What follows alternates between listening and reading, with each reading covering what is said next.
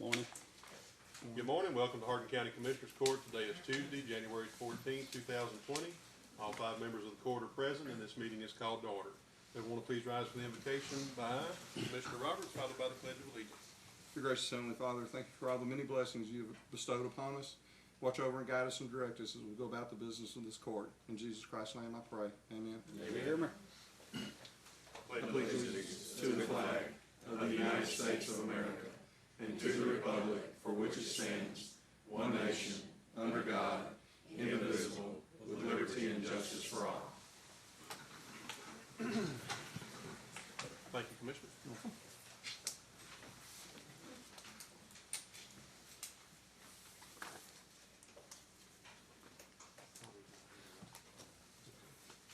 You gonna bring it back at a later date?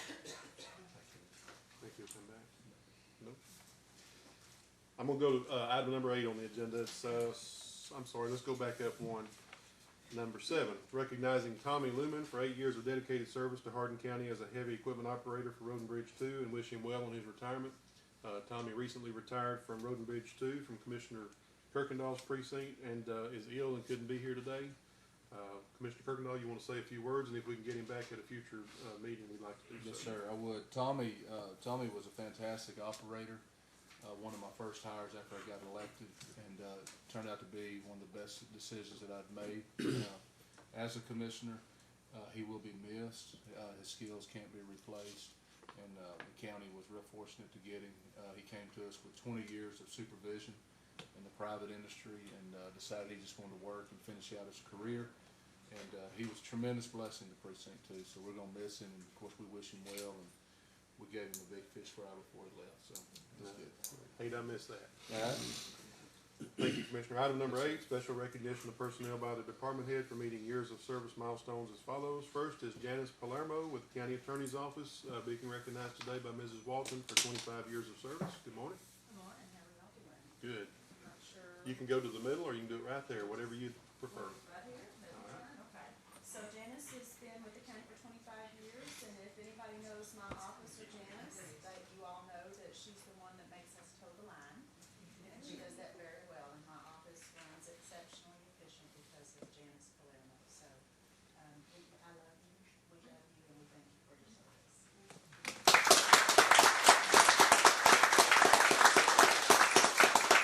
I do want to say that I'm so grateful and appreciative of working here in Hardin County. Love the benefits, love y'all. And also thankful of being, working under the direction, of course, with David Sheffield and Miss Walton, Rebecca. And I did want to mention Vicki Johnson, because I did work under her in the district clerk's office for a few years. And of course, everybody else that I work with here in the county that makes my job easier, dealing with everybody. Thank you so much.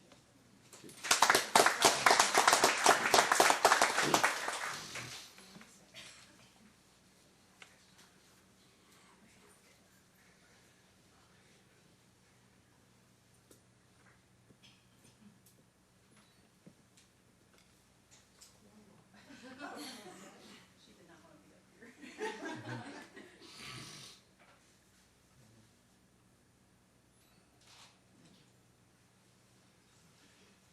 Next is Amanda Young. Amanda is our floodplain administrator, and she's being recognized today for 10 years of service. Amanda came to work for Hardin County in 2009 as a victims advocate volunteer coordinator with Hardin County Crime Victims Assistance Center. She transferred to the floodplain administration office in September of 2014 as the first assistant, and then was appointed as the floodplain administrator on January the 3rd of 2016, and we've been flooding ever since.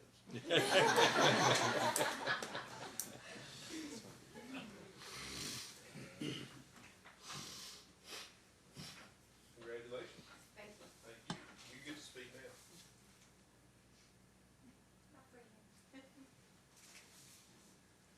Get your speech ready. Look at you come back.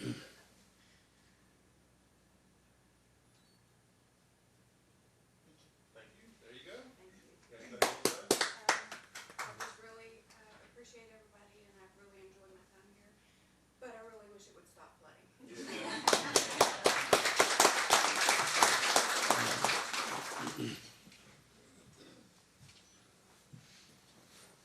Next is Sarah Guidry with the Floodplain Administration Office, also being recognized for 10 years of service. Miss Sarah, you want to come on up? And Amanda, do you have her certificate? I do. All right.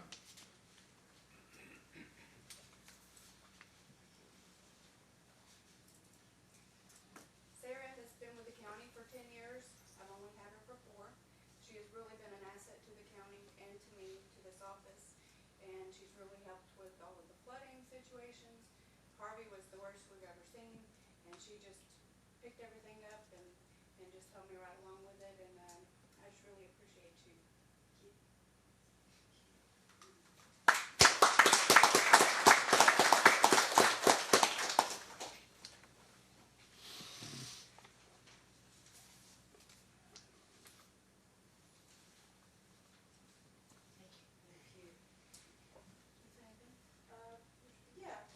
I kind of started there. We started a storm. We have flooded ever since, but we've stayed afloat the whole time. Yeah, very good. Right. That's great.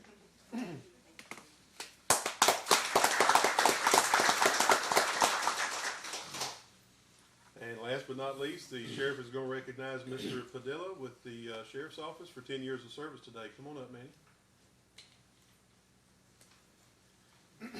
Manny works over in the jail, does a fine job, and is a rock amongst a whole bunch of young 19, 20, and 21-year-olds, and for that, you have thick skin and perseverance, and we definitely appreciate that.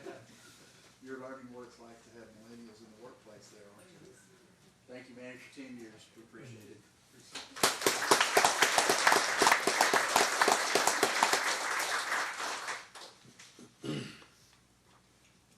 Let me lean over so I'm not in the picture. You know a photo bomb? Photo bomb.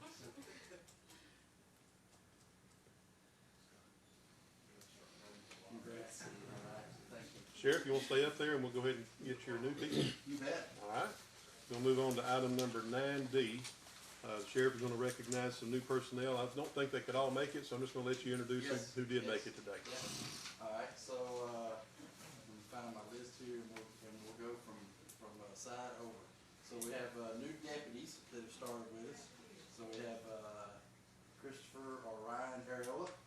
I think he's able to be with us. Nathan Bell. Little bit, let me back up just a second with Ryan. Ryan worked at Sour Lake at the police department, so some of you may recognize him. He did some time at Lamar University with their police department and is now back with us, and we're glad to have him. Nathan comes to us, a native of Shepherd, is that right? Okay. Native of Shepherd, we're glad to have him on board. Cole Kemp. Cole is a Lumberton native. He has a 4-year degree from Lamar and has been on board with us now for a couple of months. Recent graduate out of the police academy in Beaumont. We have Dana Baker. Dana has actually been with us now for several months. Dana's from Beaumont, but the last time we were going to recognize employees, I think he had worked the night before, so we couldn't have him in. So again, welcome aboard. We have a couple of new jail staff. Let's see who's with us. We've got Kenya Scott. Kenya's been with us a whole, I think, 3 days now? Yeah. So we're glad to have her on board. Is that all of it? Did we miss anybody? I think that's it. Glad to have her. Welcome aboard. Welcome to Hardin County.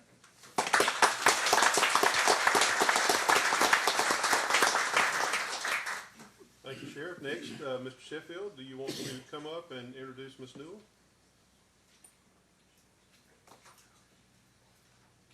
Yes, sir. This is Paige Newell. Paige comes from us, from Silston. She lives here in Coons with her husband, Scott, who's a pastor out of Hardin. She's got 4 kids, 3 daughters, 1 son. That's right. So I knew she'd be really organized. Right. Right. We've enjoyed having her, and, let's see, oh, she also has 4 grandchildren. Wow, nice. We're real proud to have her. Sometimes when I come to the office, if I know Paige is there, she'll let me in. Yeah. Others don't know me.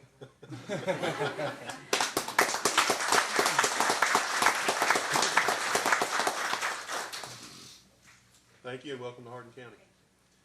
Next, in the district clerk's office, Ms. Hogg is here. She's going to introduce a new deputy clerk, Ms. DeVillier. This is Jessica Villier, and she came to us in October, and we're very thankful for her and hope she enjoys being here with us. Yes, we do. Congratulations.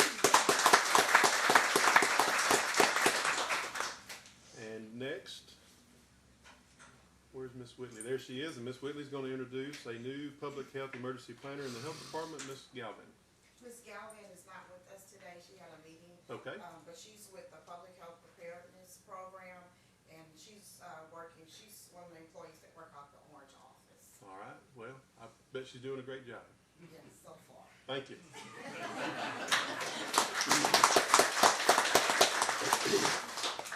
All right, we're going to go backwards, back to item number 3, approval of the minutes of the December 23rd, 2019 regular meeting as presented by Glenda Austin, County Clerk. So moved. Second. I have a motion by Commissioner Roberts and a second by Commissioner Cooper. Any discussion? All in favor? Aye. Any opposed? Motion passes unanimously. Item number 4, consider approval of request to cancel all registered claims from the December 23rd, 2019 meeting, and also approval of the cash statement as presented by Deborah McWilliams, County Treasurer. Good morning. Good morning. I'm asking the court to release me of the liability of $1,573,097.63. On our cash report in general checking, we have $9,103,985.58.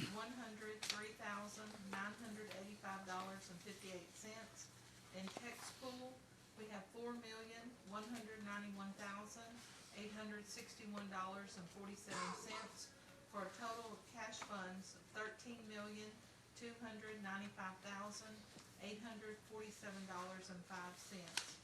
In interest, in the month of December, at text pool, we earned $5,906.29.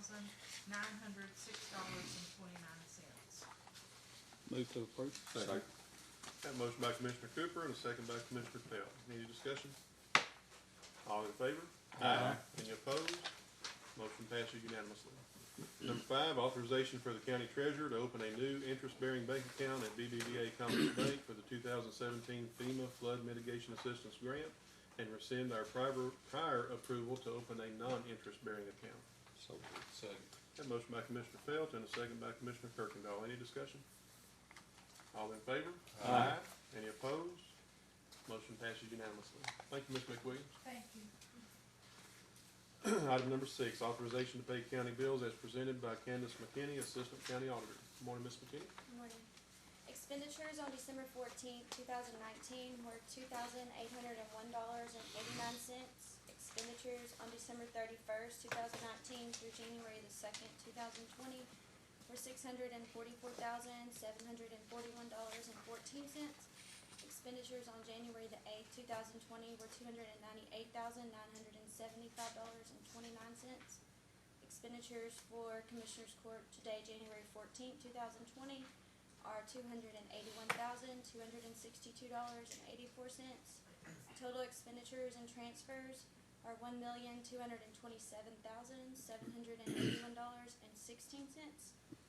And we paid the correct payroll for December 2019, however, less court, I read the wrong payroll numbers. The correct gross payroll for December 2019 was $498,970.10, and total transfers for that payroll was $806,650.09. The payroll recap sent to you electronically on December 20th for that payroll is correct, however, the printed version was incorrect. I've included a corrected copy in your packet. Gross payroll for January the 2nd, 2020 was $483,071.55. The total transfer for January 2nd, 2020 payroll was $591,008.64. Move to approve. Second. Have a motion by Commissioner Kirkendall and a second by Commissioner Cooper. Any discussion? All in favor? Aye. Any opposed? Motion passes unanimously. Thank you, Ms. McKinney. Next is item number 10, presentation by E3 regarding courthouse energy efficiency and facility improvements. Mr. McCurley, you want to come up? Yes, please. Good morning, how are you doing? I'm well. Thank you for having me again. Yes, sir, thank you for coming in. we just wanted to give you a quick update on what we've been doing since, my clicker, here it is, since you guys hired us a couple months ago. So please feel free to ask questions as I go forward. The first thing we wanted to do is, any engineering group always has a couple ideas of what they want to do, but first thing you have to do is fully define the problem to figure out, okay, this is what we're going to now do. So that's what we've been doing over the last couple months.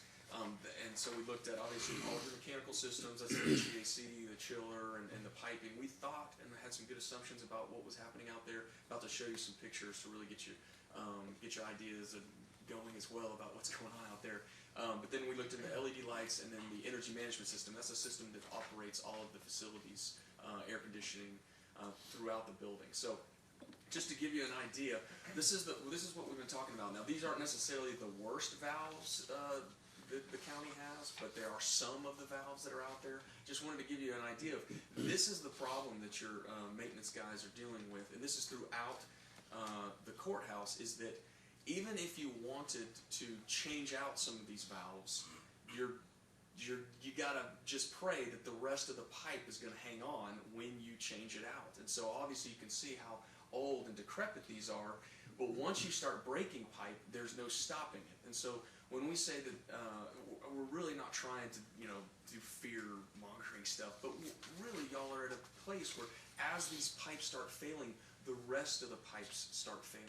And so that's why we weren't sure how we were going to do it. That's really what it was. Is if we were going to keep your chilled water system, which is, you'll have a chiller and it sends cold water through all these pipes throughout the building, versus the type of systems that are at your house, which is the unitary DX systems. That's where you break up air conditioning units all over the place. That's really because of this, and here's another picture of some other valves that you have, and the pipes that are decrepit. In order to change and keep your chilled water system, you have to change out all of the pipes. Now that's going to take down the courthouse for about 3 months. And no air conditioning in the courthouse for 3 months. We don't want to do that. We don't think that you can do that. Meaning if you want to stay on a chilled water system. So what we're going to do is cut the valves off at where they are, wherever we need to put new air conditioning in, and we're just going to abandon that chilled water piping in place. We're just going to leave it there. And what we're going to do is go back, and this is what the next one is our conceptual. Oh, well, sorry, a couple more things. The other thing is that it's not just your pipes and your chiller system. It's that your air handling, which are the one on the left, the air handling, some of them are original to the building. I mean, they built the building around some of your air handling units. Now, most of them are just the metal on the outside left, and they've changed the motors multiple times, but you have some original stuff out there. And then your cooling tower, which is the one on the right, is completely scaled over. So all of that tells us it's way more expensive and invasive to try to stick with the chilled water system. What we're going to do, or what our conceptual engineering that we brought to the judge and the other and the administration was this, and you can't hardly see it, but I just put a couple floor plans up there so you can see. We're going to abandon that chilled water system, and we're going to put DX systems, which is either rooftop units or split systems like the one at your house, all over the building. If they're not going to take up any more space, we'll put their air handling units back in the same areas where your air handling units are now. We're either going to put them up on the roof or down on the ground, just in different spots, and we pipe in, either duct in the air, or the pipes just go to an air handling unit if it's a DX system or a split system. So you can see a couple different spots on the second floor and the third floor. So what we're having to do now, we're finalizing engineering now, is that when you start putting rooftop units around, you got to make sure that the structural is going to take it. So there's a structural engineer actually walking today with us, making sure that that's going to be okay, as well as we have to put new electrical for each one of these units. This is going to be the most effective, or it's definitely the most cost-effective way to fix this problem. It's also, in our opinion, chilled water systems are very difficult for more rural counties, school districts, universities to maintain. They're much more complicated. DX systems, almost anyone, local HVAC guys can work on. So from now on, it's more cost effective. 2, it's operationally more effective. You're able to operate each individual unit versus one giant chilled water system. just another floor plan so you guys can see. The gray is where we were thinking about dropping all of these different units, just to give you an idea. Quick question. Oh, yes. How big are these units? They vary. Some are going to be 15 tons all the way down to 5 tons. It just depends on what the space needs, because some of them are multi-zone units. They're big up on the roof and they're sitting air to lots of different spaces, or they're going to be smaller 5-ton unit that's just operating a very specific space. So that's why the structural engineer is needed, to make sure, because some of the units get pretty heavy, so that's why we always make sure that it can support it. So, Has your company had electrical engineers look at these units as far as how big area they're gonna cover, what area and all that? Have you already had electrical engineers look at that? yes, and final walkthrough today. So meaning the electrical engineers are here So today. you have as well. structural and electrical today? Yes, but they've already been looking at it from afar. But now they're on site, making sure that their assumptions are going to work. You don't have any electrical engineers from Lake Charles in there, do you? No, I don't believe so. We dealt with one at the annex over there, and we don't want them back over here. Okay, no. Let's see. So just to give you that, so that was where our cost versus operational. What do you do? We don't want to take the building down. Oh, so sorry. That's what I should say. This design shouldn't it won't bring the courthouse down in general. We might have to break off a couple sections over the weekends and stuff like that as we put in these individual units, but this isn't going to take the courthouse down for a long period of time. Constructability, this is the best option as well. So moving on to the agenda, what has been done, the courthouse is old. The courthouse has a lot of things that are not code compliant anymore, so we had a meeting with the city to figure out, based on our conceptual design, these are the things that we're going to do, here's what we're going to try to do. We realize that some of this isn't perfectly up to code, but will you approve that? There were some issues that we're going to have to address, and it all has to do with, not to bore you, but just some items that are up in your plenum that you're not allowed to have just because of fire safety, and so we're in the process of wrapping all of those. We're going to figure out all the areas that need to be wrapped so that they're not going to become a fire problem. So, And the city was very willing to work with us on that. Yeah, some things that we wanted to do that they wouldn't allow, so it's going to cost us a little more money. But they were very lenient in some areas too, so it's not going to cost us near as much as what it could have had they just not agreed to work with us. The city was extraordinarily reasonable. That's right. And just some things that you really can't do, they said, no, you got to go ahead and fix that. So, and we should. Yeah, and you should. That's correct. You should. Meaning that you are not in compliance now. So these things have to be done regardless. And then so like I said, final structural and electrical is being done today, here in just a minute actually. So what's left after today, we're going to finalize design. We put together all of our the bid packages, the mechanical, the electrical, the energy management system, control system guys come walk the facility. That should happen at the end of January, early February. We should have a final proposal for the county to look at end of February, at the very least, or early March. We want to give the contractors as much time as possible just to get better numbers the longer they have to sit there and look at it and make sure there's nothing scary out there that they're worried about. Then we come back to the court. Then at the end of February or March, you finalize whatever funding methods you want to do. Did want to put up there that everything we do ends up getting reviewed as well by your third-party engineer, which you've already selected. So you don't just have to trust us. There will be somebody else that's on your side that overlooks it, make sure that what we're doing is sound. And then we start beginning installation in March or April, and that's the plan so far. When is it time for us to reach out to our financial advisor and start talking to them about options? Right now, I was wanting to get a better idea of the final budget, but about right now is when they need to start coming up with the options of what you should do. So. And have y'all already been in contact with the third-party engineer? Do they know what's going on, or when is it time to engage with them? They do, but now is about the time to engage as we come. What they typically do is review the final proposal, just the final engineering, yes, this is really, this will work. Well, that's what I'm wondering, have they looked at the conceptual yet, are they good with that? Yes, yes, I've already started sending it to them.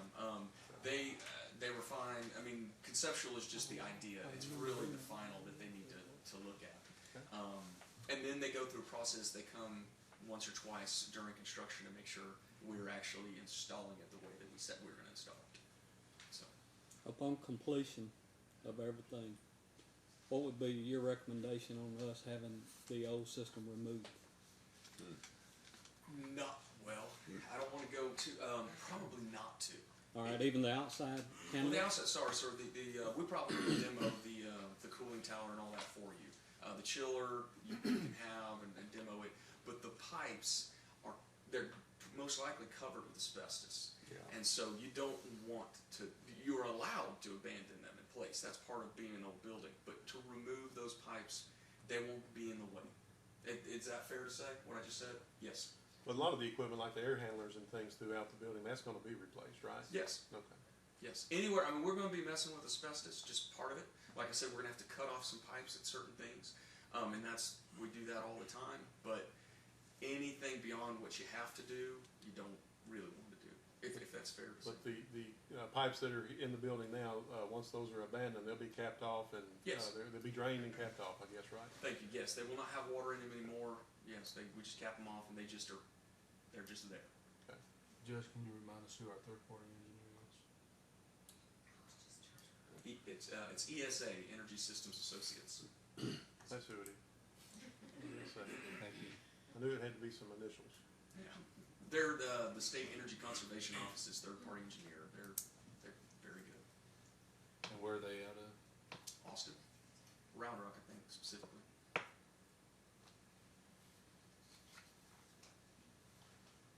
Any other questions from the court? No, he answered my question about asbestos. Y'all will not do anything that you don't have to disturb any asbestos. That's correct. And anything we do is done by an asbestos certified handler. And it'll be after hours? That's right. Right? Yes. Oh, that's right. We do it after hours, and you get a manifest of how we took care of it and all that, because technically the court owns that asbestos always, and we put it somewhere, and it's hazardous waste and so on and so forth. But yes, we take care of all that we have to do. Okay. Anything else? So now you finalize the drawings and go out for bids. That's it. And we will contact, I can't remember his name right offhand, but we'll contact Mr. Financial Advisor, Jim something. Yes. We'll get in contact with him and US start working Capital. on that with US Capital. That's right. Thank you so much. Thank y'all Thank you. both for your time.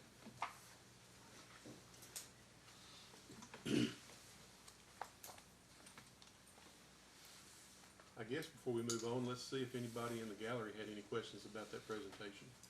Any department heads or elected officials have any questions they want to ask from Mr. McCurley? Yes, sir? The air handlers, will they be abandoned in place too? So we're gonna have to remove almost all of them. All those will be removed, all the pipe will be baited back to the wall, and that'll be where your new air handler goes. Okay. Yeah, we've got to use those spaces for the new air. Okay. Good. Yes, sir? Energy, management system. Yes. IP based? Yes. Technology director, or, yes, we'll be talking to you soon, that's right. I didn't mention that, yes, you'll have a new energy management system, something that will actually operate all of these systems together. Right now, what you have is basically inoperable, it's obsolete. So everything will now be able to be managed. As technology advances, are y'all tasked with keeping our technology of that management system software up to date, or is that something we do? It's something you do, but it's the manufacturer, the controls, they always have new updates. It's the hardware that gets old, the software can consistently be updated, and within 15 years down the road, just like everything, you're gonna have to switch out the brains of it. Is there software fees?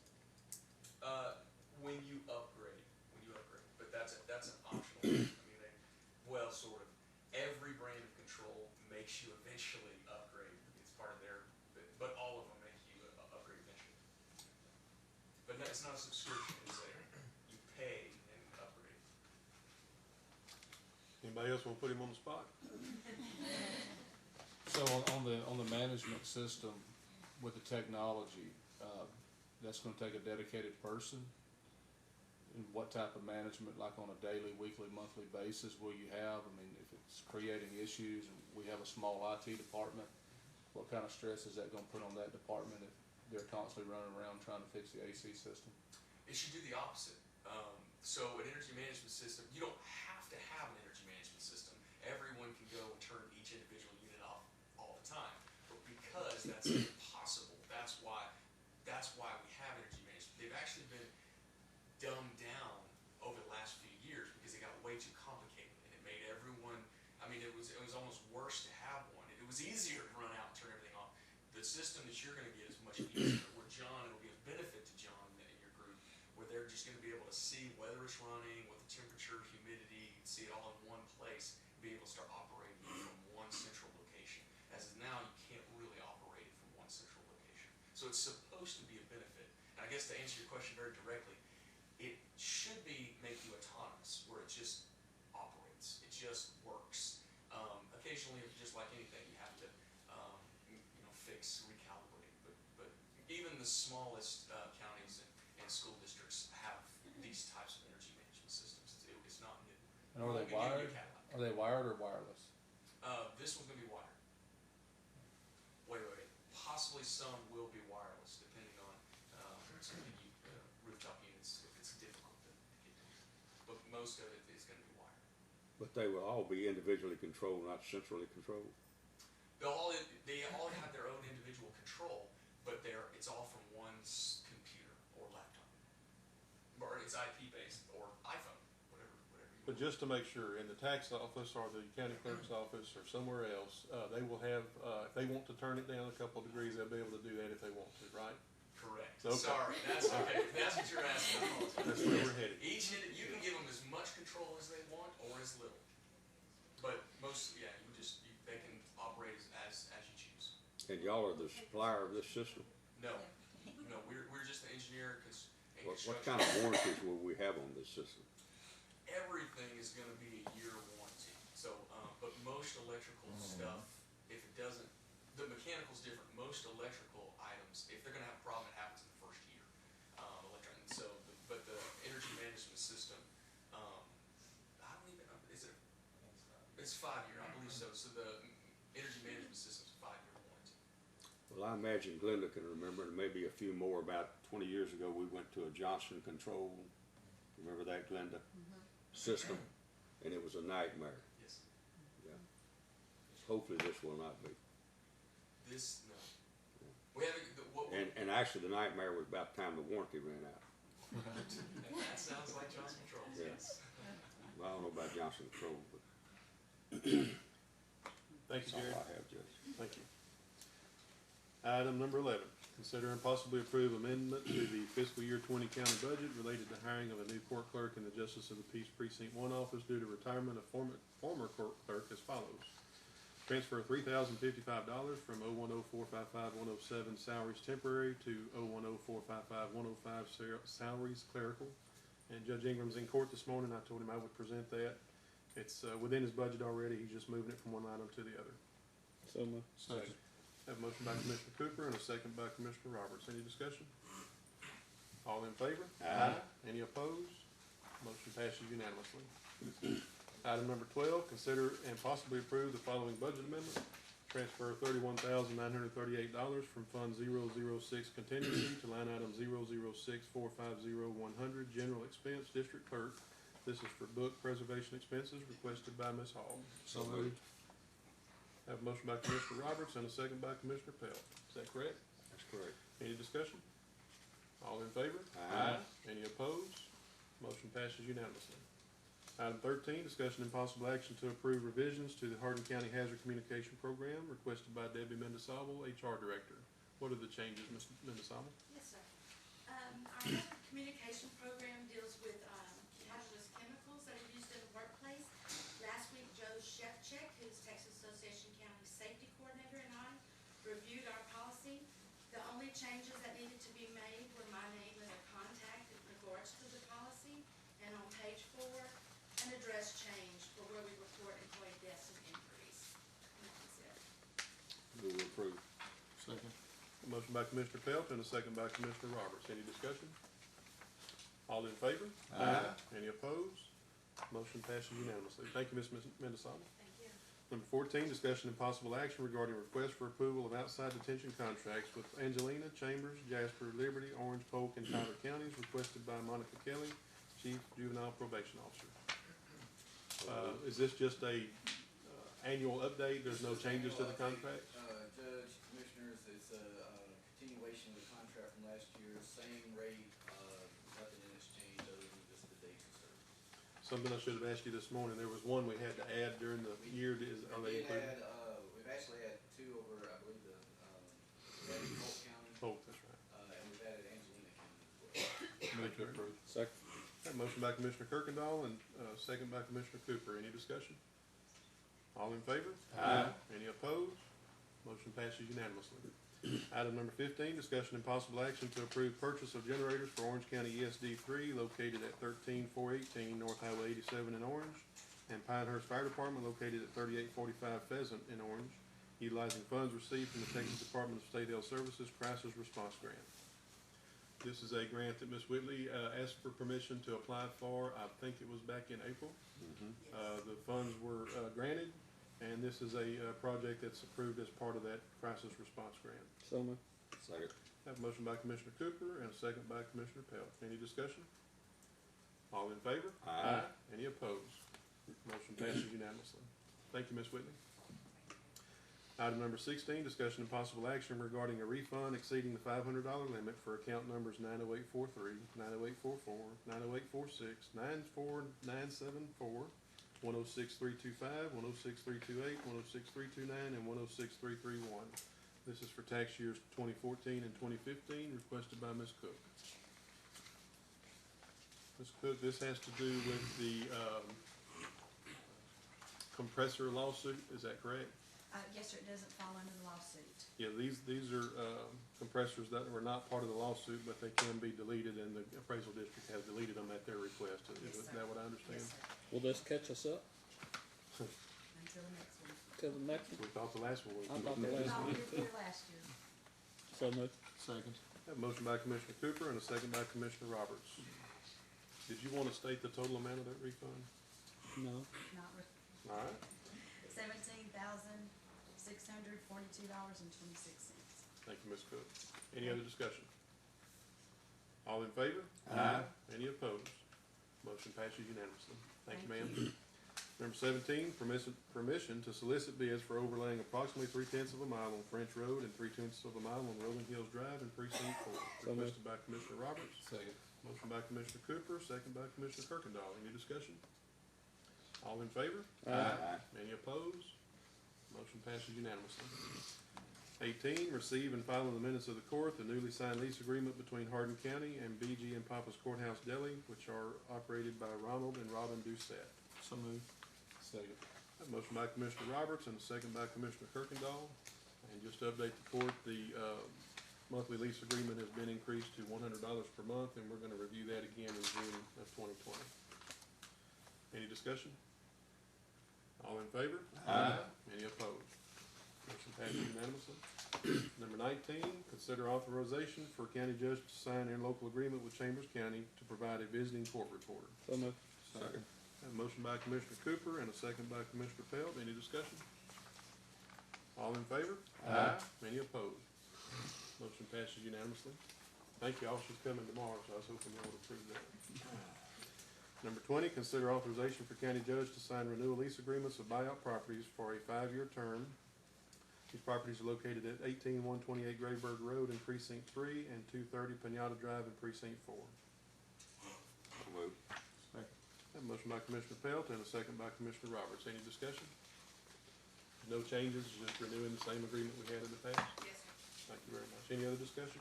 And these were put out for bid in the past, right? They, were not put out for bid. We, get with the adjacent property owners and asked them which one would like to rent, to Okay. lease it. And these have both been leased for at least 2 terms at the same person. And John Floyd is an adjacent property owner. Yes, sir. Any other discussion? All in favor of the motion? Aye. Any opposed? Motion passes unanimously. Thank you, Ms. Young.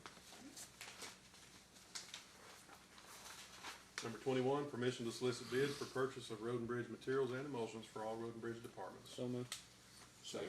Have a motion by Commissioner Cooper and a second by Commissioner Kirkendall. Any discussion? All in favor? Aye. Any opposed? Motion passes unanimously. Item number 22, discussion of possible action concerning polling locations and temporary branch early voting for the March 2020 primary elections. This has Ms. Austin's name on it.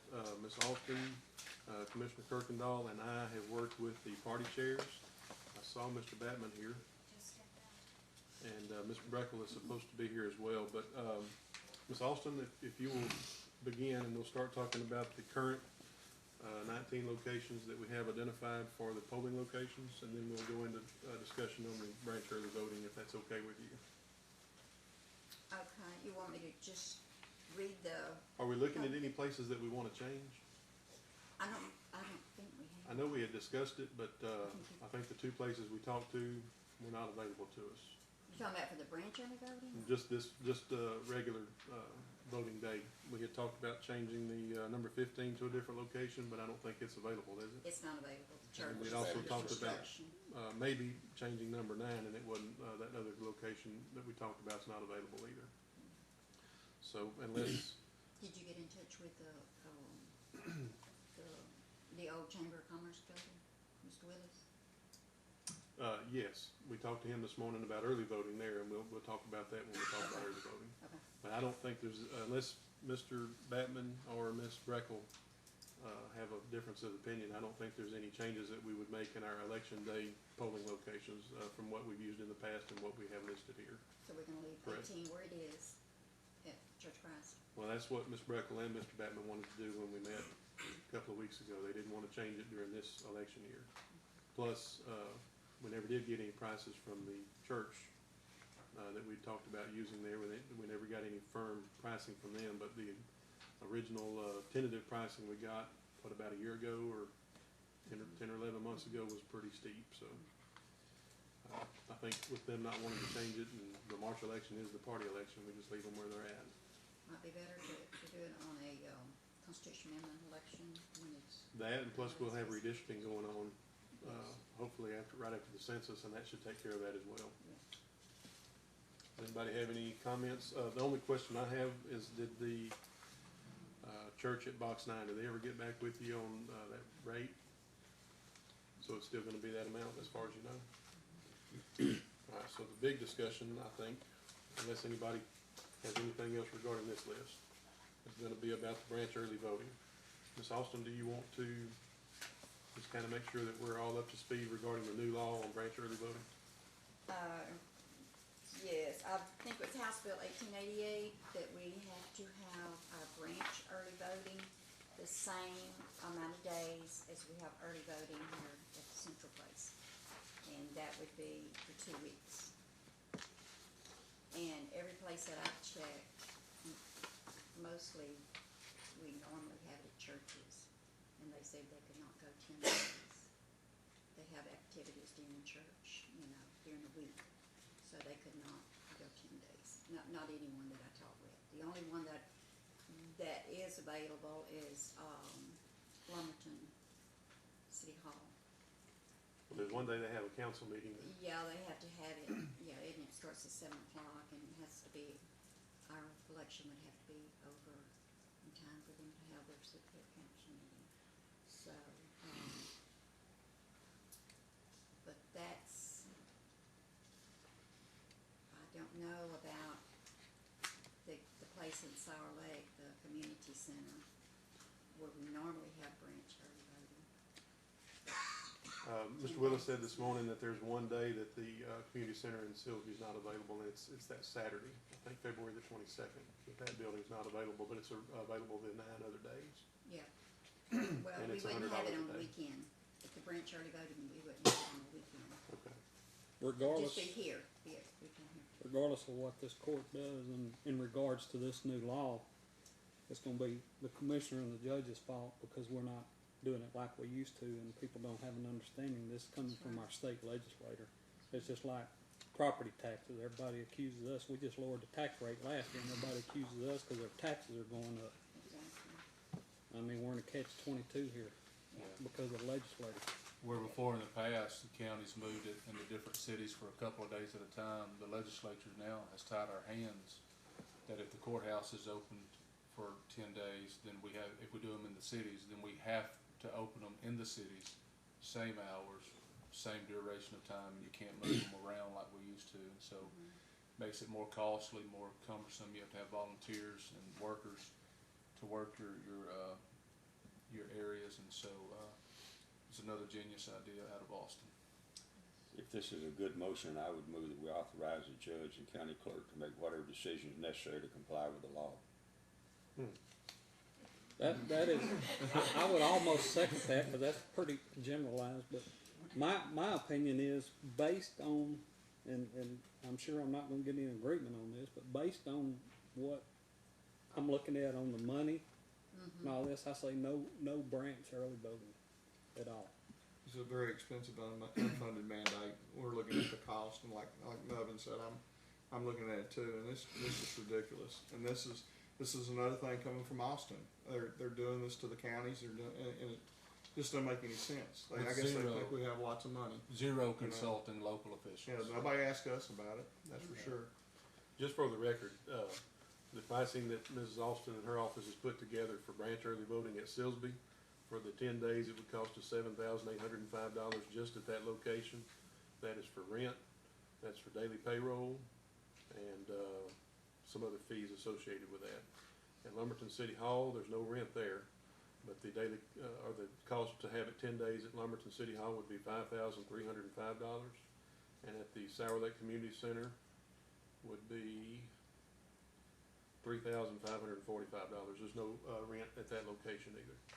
Now, the Silsbee location, if we move it to the community center, that rent goes down from $250 today to $100 a day, so we can bring that cost down. But I think, if I'm not mistaken, I looked at the budget the other day. There's around $30,000 left in the elections line item. Candace, have you looked at it? Not recently, no, sir. But with all of these costs added up, plus the regular costs that we have that we do for elections anyway, it's going to be hard to stay within that budget. But Yes. isn't the payroll actually gonna be more based on the other information we receive? I don't For think the- so. Increase in the salary. For the rate of pay? Pay rate. I think, didn't y'all change that? The pay rate or no? It's not, No, it's it's- not reflected here. It's still $8 an hour that we have on here. What was the, I'm trying to remember what was said yesterday about the $12 an hour. Okay, that's the parties Okay. that will pay their workers But when they election don't have the day. money, don't we have to pick it up? But they will be reimbursed, Okay. the parties will. We're not reimbursed. But we don't have to go up to the $12. That's up to the court. Okay. All right. There's some elected officials in the gallery. If anyone would like to voice their opinion, I would love to hear it. Sheriff? I'm a proponent for the branch voting, but I understand the limitations that are coming with the financial side of it too. I'd ask the court to entertain an idea of possibly shortening that down, get away from the 2 week, get away from the 5 day, even if we went something as short as 2 days at all the locations, or 3 days at all the locations. If we open something here at the courthouse for maybe a Tuesday, Wednesday, Thursday, and mirror that at our other locations, Silsbee, Lumberton, and Sour Lake. It's a way to cut some costs, but also still be able to offer that early voting for those folks. We struggle every time to get folks to come out and vote, and unfortunately, you'd think that ability that we have as citizens to cast our vote and have a say in our local elections, there's countries that don't have that, and unfortunately we don't take advantage of that like we should. But I would love to see us try to come up with some way to reach a happy medium. It doesn't have to be 5 days, and it doesn't have to be 2 weeks. But if we came up with 2 days, I'd love to see what the cost would be on that, and if that's something that we thought was feasible for here at the courthouse, along with, as you say, you need to match that at every other location. So reached out and said, okay, 2 or 3 days at the 3 locations remotely, and then the same here at the courthouse. That would be my request to the court, to please consider that if there's any way to salvage 2 days minimum, 3 days maximum. I'm flexible there, but. You talking about just having the courthouse open for 2 or 3 days? Yes, yes. Can we do that? I think the statute says we have to have early voting, it's actually supposed to start that Monday, but that's a holiday, so we have to start the next day. I thought so for 10 days. So then it's an all or nothing, what you're saying. You either do 2 weeks at the other places or nothing. And I did check. According to this new, Yeah, the there, there is, which makes no sense. Well, there's a way around this. A way Now, we around did check with the Secretary of State, Right, and and they said we I could be don't deceptive, agree with that. but I just Yeah. don't think we can No, do that. I don't agree with that. I don't think we should. I do wasn't that. aware that the 2 week was a mandatory at the courthouse. What is the consequences if we don't have branch early vote? We all get on the front page of the Silsby Bee and. well, as an elected official, just like the sheriff, I'm up this time too. I want it as open as much as possible. I mean, Yeah. for the citizens. It's not mandatory, Okay. French early But voting. It's not as mandatory, a but we've county always had administrator, it. looking at all this, I mean, I can't understand the reasoning behind this legislation Oh, I coming agree. down. Yeah, you hit the nail on the head there, and there was no discussion with local officials, which is very disappointing, but obviously, if you're saying, yes, you've got to be open for 2 weeks at the courthouse, then that is a game changer, and I understand And the the, dilemma. and the, but- and the other thing, and I know you're well aware of this too, it's not just the fact that 2 days we do it in Silsby, 2 days we do it in Lumberton, normally 2 days we do it in Sour Lake, so if we have branch voting, we gotta do it 2 weeks at each one of those. Right, and I So- think that's feasible. I just don't agree with that. I Yeah. don't agree with that. Yeah. Well, I don't think any of us agree with the law. No. And it'd be better if it was never done like this. But I think this year, you're gonna have a tremendous heavy turnout for this election. I think we have 5 contested county races. They're all precinct elections, but we And have that 5. presidential race is gonna bring out tremendous amounts of people. And I think if there ever was a year, now, we're just talking about here the primary, right? sir. Or is this gonna carry all the way through? We'll have to talk about it If forever. it's gonna carry, if it's gonna carry all the way through, I'd highly advocate doing the branch voting, giving the people the opportunity. I think this court will get more adverse publicity of not doing it than what the cost will be. And the court has a way out. We put it on the judge and the county clerk. If, say for You did. instance, That motion is on the table. I thought I made a good motion. say for instance, this court decided to do that, and then we had a runoff in one of those, and it was specified to one precinct, would all of them have to be open because we started it originally? Would all Lumberton, Silsby, and Sour Lake all have to be open whatever it is? Probably just, and it's for a runoff, early voting is just a week. I don't think so. I think we can change it for the runoff. To a specific, It's either again, all of it. Yeah, And again, in the general election, I think we decide again what we do for branch early voting yeah, when we and get to what you November. do this year is next year as well. I mean, it's not just this year that you change it. Once you change it, it's changed. Yeah, once you get people used to it. Well, certainly the goal is not to disenfranchise any voters, but there is some civic responsibility as citizens that you have to take it upon yourself to go and make the effort as an informed voter. So you're in a difficult situation. Well, I wish that Mr. Badman and Ms. Breckle was still here because one of the points they brought up, they're not sure they can find the people to work 4 locations for 10 days.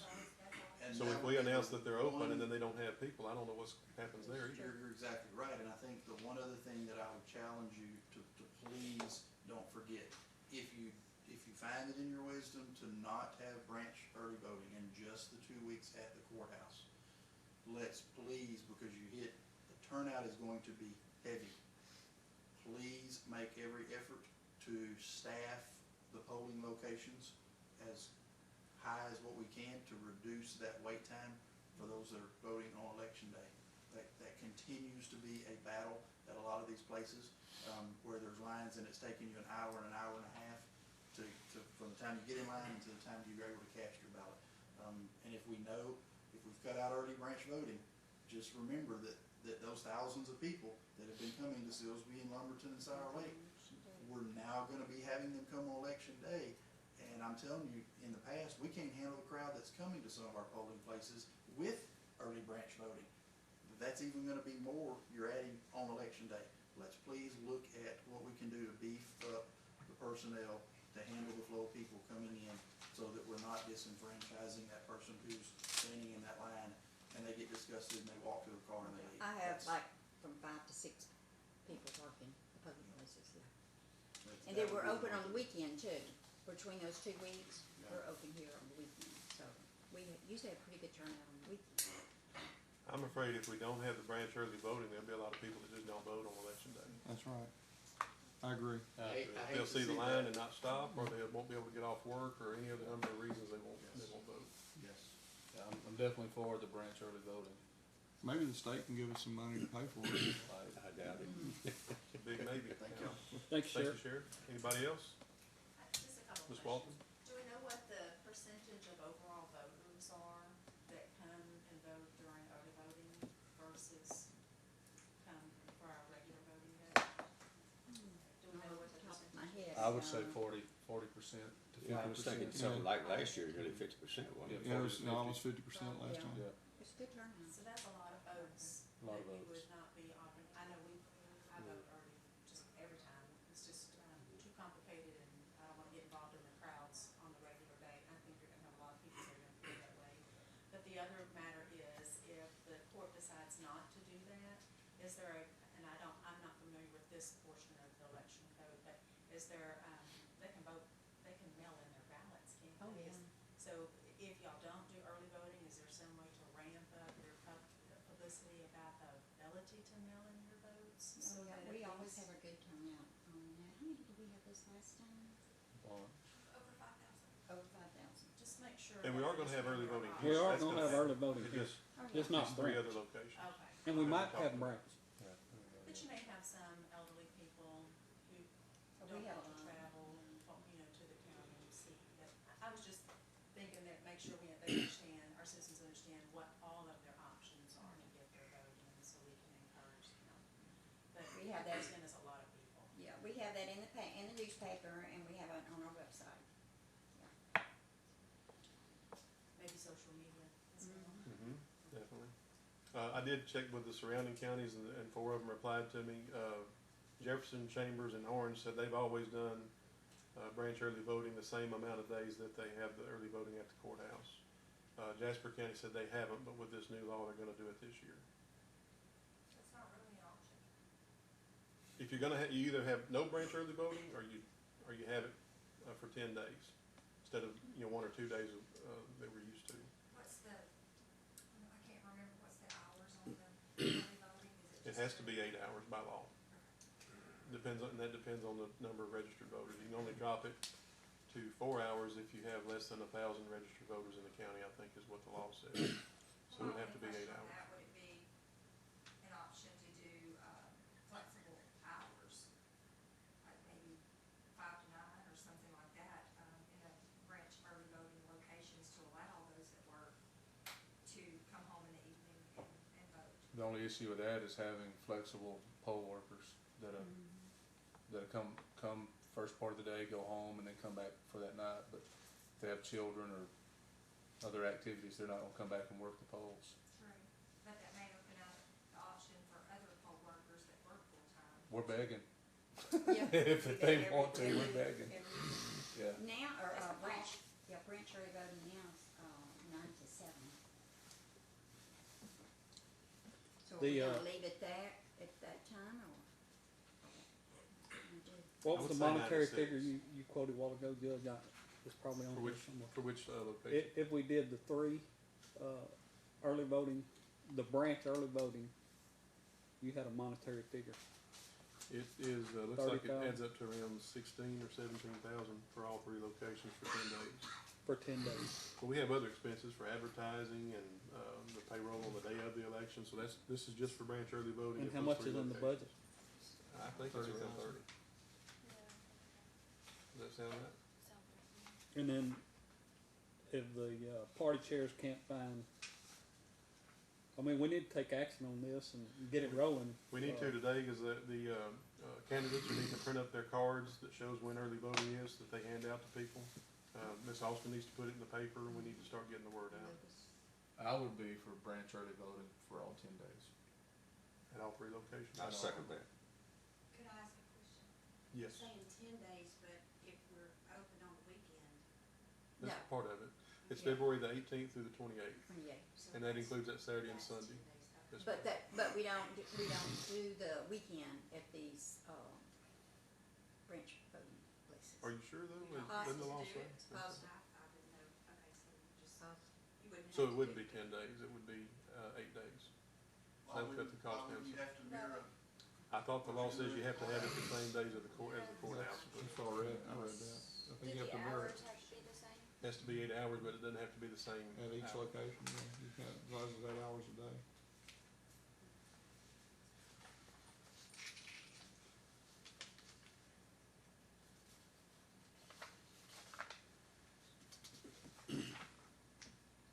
Unless the county provides weekend early voting in a particular area.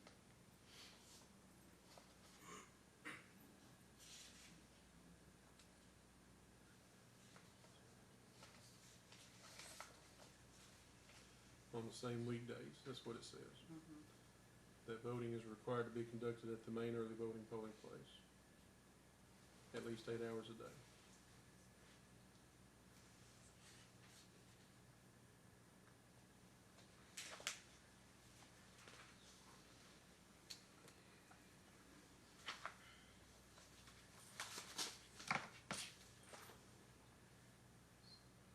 So is your motion to have it open all 10 days? Or Whatever not the weekends, or just follow the law?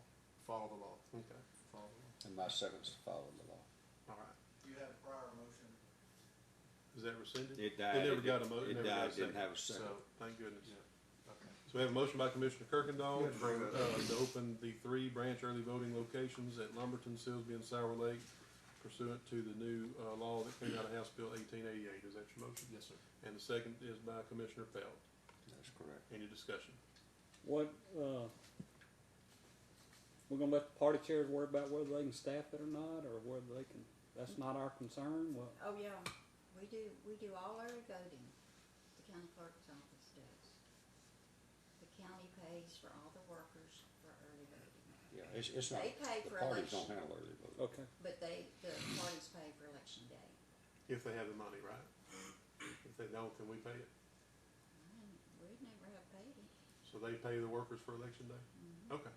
All And right. there's 35,000 left in the budget, total election budget. So we may have to amend it for the general. No, because that'd be the next That'd budget be year, the but we next will budget. probably have we may have a runoff, that we'll have some more expenses. We may have to reclass some money depending on where we spend the money at, but there's only 8,500 left in salaries. Okay? And seriously, we are looking for workers. Right.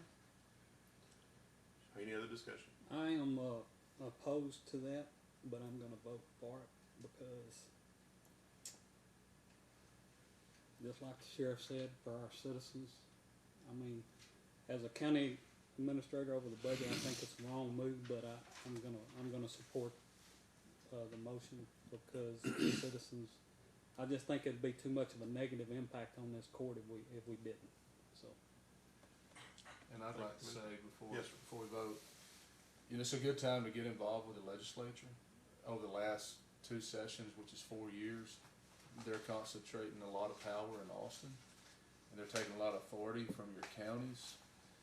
Some of our elected officials go up to see our senator and can't even get in to see him.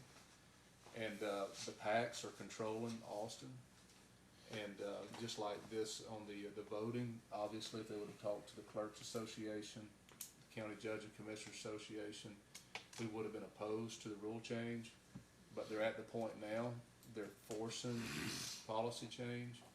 Speaker of the House, Dennis Bonnen, did not rerun for election because he was caught on tape making a deal with a PAC to give them media credentials for the floor. Sad day for conservatism. But what he said was, in his statement with this guy, is if the counties don't like this, wait till the next session, we're gonna really shove it down their throat. So I would ask that everybody get involved on the state level so that we know how our representatives and our senators are voting and how they're standing, and then why won't they come and talk to us? That's my biggest question as a county commissioner is, I used to have their staff call us all the time when I got elected 10 years ago. They never call now. And when you call them, you can't, other than James White, I would tell you, you can get a hold of him just about any time, day or night. The other one is absent without leave unless we're giving him a award and he comes to the county. And we just need to really be active on this next session because they are taking authority from your local governments. And it's not good because it's a lot easier to see your county commissioner and judge than it is to drive to Austin and to try to see your state rep or to try to see your state senator if you can get in their office, because normally their agendas are controlled by the PAC, whoever's supplying the money for them to run their races. Thank you, Commissioner. Yes, sir. Any other discussion? Judging that, Yes, ma'am. so the hours are gonna be 9 to 6? Yes, ma'am. I think that's doable. Yes, ma'am. I think we have to, with that issue at the Lumberton City Hall where they have, council meeting one day for sure. Okay. All right. Any other discussion? That motion was by Commissioner Kirkendall, seconded by Commissioner Pelt. All in favor? Aye. Any opposed? Motion passes unanimously. Thank y'all. Item number 23, discussion only of any item not on the agenda without taking any action. Any of the commissioners have anything? Anybody in the gallery? Move to adjourn. That motion by Commissioner Kirkendall to adjourn, seconded by Commissioner Cooper. All in favor? Aye. We're adjourned. Oh. Too much. Too long. Thank you. Thank you. I think that goes a long ways, and I know it's not the speech we're wanting, and